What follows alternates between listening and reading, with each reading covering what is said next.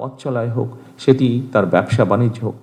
ছুটির দিন সকাল 10টার পরেই তেজগাঁও কার্যালয়ে প্রধানমন্ত্রী তারেক রহমান কর্মকর্তা কর্মচারীদের সাথে মতবিনিময় অনুষ্ঠানে সভাপতিত্ব করেন তিনি। অনুষ্ঠানে উপস্থিত ছিলেন মন্ত্রী পদমর্যাদার উপদেষ্টারাও। আমরা যদি লাইফে কোনো কিছুর গ্যারান্টি নাই, তাই ইন্স্যুরেন্স করুন সিটি ব্যাংকে, কারণ ইন্স্যুরেন্স করলে সিটিতে সুরক্ষা পাবেন নিশ্চিন্তে। অনুষ্ঠানে তারেক রহমান বলেন, দুর্নীতি বাংলাদেশকে অনেক পিছিয়ে দিয়েছে। দেশকে এগিয়ে নিতে হলে দুর্নীতি বন্ধ করতে হবে। এজন্য সবার সহযোগিতা চাইলেন তিনি। আরেকটি বিষয় আছে, যেই বিষয়টিকে আমরা অ্যাড্রেস করতে চাই। যেভাবেই হোক, এই বিষয়টি আমাদের সকল ব্যবস্থাকে, সমাজের সকল ব্যবস্থা, রাষ্ট্রের সকল ব্যবস্থাকে অনেক পিছিয়ে দিয়েছে, অনেক ক্ষেত্রে ধ্বংসের দ্বার প্রান্তে নিয়ে গিয়েছে। সেটি হচ্ছে দুর্নীতি। একটি বিষয় আছে, যেই বিষয়টিকে আমাদেরকে অবশ্যই অ্যাড্রেস করতে হবে।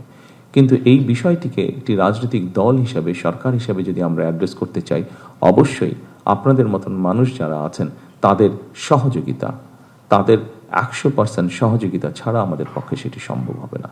এবং আমি আমার রাজনৈতিক সরকারের পক্ষ থেকে আমি দৃঢ়ভাবে বিশ্বাস করতে চাই, এখানে উপস্থিত যে সকল প্রজাতন্ত্রের কর্মকর্তা কর্মচারীবৃন্দ আছেন, আপনাদের পূর্ণ সহযোগিতা আমরা ইনশাল্লাহ পাবো, এটি আমরা দৃঢ়ভাবে বিশ্বাস করি। তারেক রহমান বলেন, দেশের প্রতিটি মানুষের নিরাপত্তা নিশ্চিত করতে হবে। সেটি ঘরে হোক কিংবা রাস্তায়, প্রতিটি মানুষ যেন নিরাপদে চলতে পারে, সেজন্য সবাইকে তার দায়িত্ব অনুযায়ী কাজ করতে হবে। সেই ম্যানিফেস্টোতে অনেক বিষয়ের মধ্যে আমরা উল্লেখ করেছি কি আমরা করতে চাই বাংলাদেশের মানুষের স্বাস্থ্য ব্যবস্থা নিয়ে। সেই ম্যানিফেস্টোর মধ্যে আমরা উল্লেখ করেছি এই দেশের সন্তানদের শিক্ষা ব্যবস্থাকে আমরা কিভাবে গড়ে তুলতে চাই। সেই ম্যানিফেস্টোর মধ্যে আমরা উল্লেখ করছি এই দেশের সন্তান সহ এই দেশের মানুষের, তরুণ সমাজের ক্রীড়া ব্যবস্থা আমরা কিভাবে গড়ে তুলতে চাই। আমরা উল্লেখ করেছি আমাদের ম্যানিফেস্টোতে আমরা নারীকে এম্পাওয়ার্ড করার জন্য তাদেরকে আমরা কিভাবে সহযোগিতা করতে চাই, সেটি শিক্ষার ক্ষেত্রে হোক, সেটি অর্থনৈতিকভাবে নারীদেরকে স্বাবলম্বী করে গড়ে তোলার ক্ষেত্রে হোক। আমরা আমাদের ম্যানিফেস্টোতে উল্লেখ করেছি একটি খুব গুরুত্বপূর্ণ বিষয়, সেটি হচ্ছে এক, মানুষকে অবশ্যই সেফ ফিল করতে হবে। সেটি রাস্তাঘাটে হোক, সেটি তার অফিস আদালতে হোক, সেটি পথ চলায় হোক, সেটি তার ব্যবসা বাণিজ্য হোক, এমনকি সেটি পরিবার নিয়ে যখন সে ঘরে থাকবে সেখানেই হোক। কাজটি অনেক কঠিন, কিন্তু আমি মনে করি আপনারা সহ প্রজাতন্ত্রের সমগ্র বাংলাদেশের প্রজাতন্ত্রের যত কর্মকর্তা কর্মচারী আছেন, আমরা যদি সকলে মিলে একসাথে কাজ করি, নিশ্চয়ই আমরা সেরকম একটি পরিস্থিতি গড়ে তুলতে সক্ষম হব। প্রধানমন্ত্রী বলেন, বিদেশি বিনিয়োগকারীরা বিমানবন্দর থেকে বেরিয়ে সড়কে উঠলেই বুঝতে পারবেন এখানে বিনিয়োগ কতটা নিরাপদ। তাই সড়ক সহ প্রতিটি সেক্টরে শৃঙ্খলা ফিরিয়ে আনতে হবে।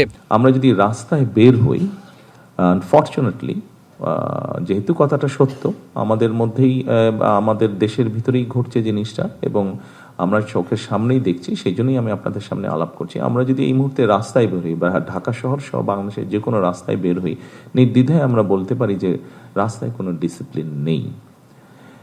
উপস্থিতিবৃন্দ, একজন বিদেশি বিনিয়োগকারী যখন এয়ারপোর্টে নামবে, সে কিন্তু বাংলাদেশটি কেমন, বাংলাদেশে সে কতটুকু নিরাপদ, বা বাংলাদেশে কতটুকু সে কিভাবে চলতে পারবে, কিভাবে সে এখানে বিনিয়োগ সহ যে কোনো কাজ সহজভাবে করতে পারবে, এটি সে রাস্তায় বের হলেই বুঝতে পারবে যে বুদ্ধিমান লোক।